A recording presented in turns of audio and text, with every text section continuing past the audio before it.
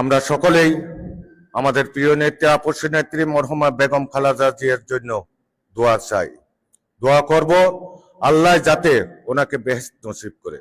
জুলাইয়ের 17 বছরে যারা নির্যাতিত, নিপীড়িত এবং যারা শহীদ হয়েছে সকল নেতৃবৃন্দদের জন্য, আমরা নেতা কর্মীদের জন্য দোয়া করব।